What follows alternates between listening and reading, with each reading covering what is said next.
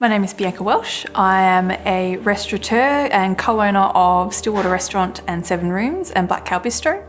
I had a casual waiter that was quite inconsistent in their performance. They'd either come to work and give me 100% and then other shifts would a disaster. They could make a lot of mistakes, be very scattered, and appear quite anxious and stressed. Visually, they would be looking quite almost upset, and then other times they were great. They were relatively new, so they'd been with us for maybe 4 or 5 months as a casual, and I was still quite invested in keeping this person in their role. When they were having a good day, they were a really great team member, and I wanted to hold on to that. And I just felt that there was something not right when they were displaying those symptoms of not being 100% okay. The significant signs that I would see during shift was being very confused, not just a little bit confused, but almost very confused as to what their priorities were and their tasks were. And we've got quite a structured way of doing service. Mistakes would be made, i.e. just putting the wrong dish into the kitchen's orders, maybe delivering the wrong meals to the wrong tables, where they know what the table numbers were, but really basic mistakes, but they were happening a little bit too often. And then perhaps the interaction between team members, the language would be quite disjointed. They weren't able to get the words out that they were trying to communicate. You could see that they were thinking them, but they just couldn't verbalise what they really wanted to get out.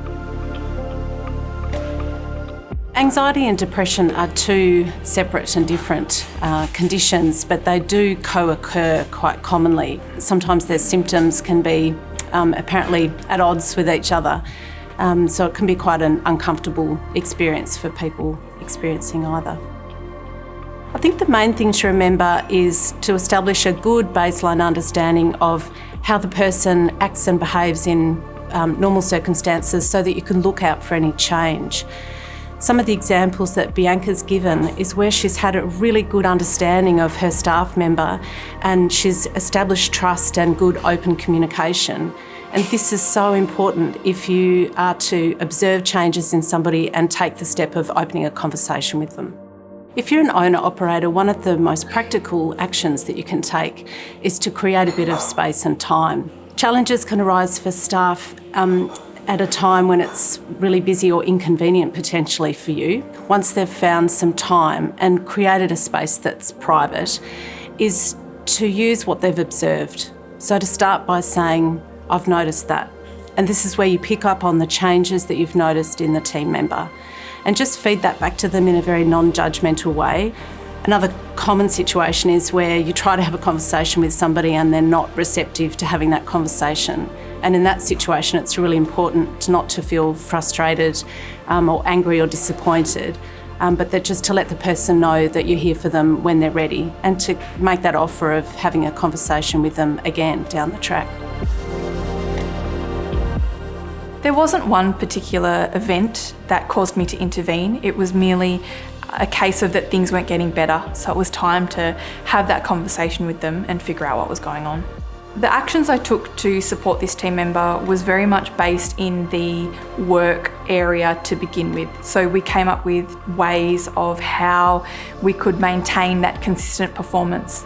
Once we'd tried all the different scenarios of how to remedy the specific work performance, I guess I wanted to delve into the next step, which was what was really going on with this person and is there anything that we can do to help support them. We had a couple of conversations and a couple of meetings, and the conversation began to turn around how that they felt that they weren't good enough to do the job. That they were having doubts of their performance and their self-worth. For owner-operators to create a safe environment in the workplace, undoubtedly creating an environment of trust and respect between team members is one of the most important things. And that's something that Bianca's talked about, that she's focused on in the work that she's done with her staff. If you have that trust and respect, people are much more likely to open up to you should you need to initiate one of these conversations. The Tasmanian Hospitality Association have curated relevant information on their website, which is a great resource for people to go to. There are a number of other good websites, such as the Heads Up website. Lifeline Australia has some really useful fact sheets on their website as well. And people are welcome to contact Lifeline Tasmania through the Minding Your Business program if they have specific questions.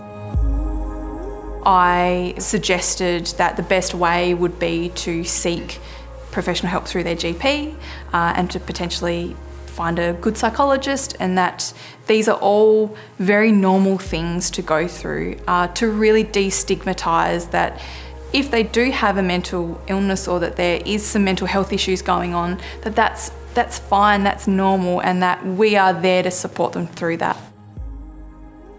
They fortunately took my advice.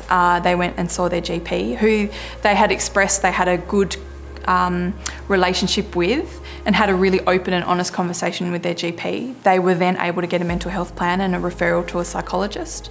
And we turned a corner. That person was able to understand themselves a bit better and to begin the pathway of being proactive with their mental health.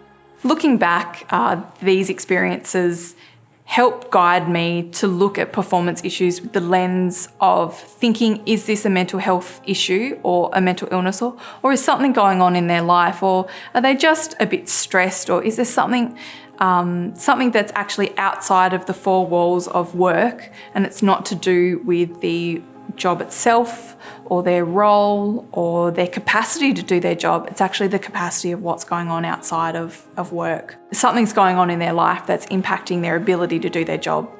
We can work with that person to hopefully get them back on track, that they can perform better, and that the retention rate is incredible, that you're able to then give them a supportive place and a comfortable place to come and be who they are. Pays back tenfold, that they will, you can build that trust, you can build a stronger relationship and a stronger bond, and they'll hopefully stay in the industry for far longer.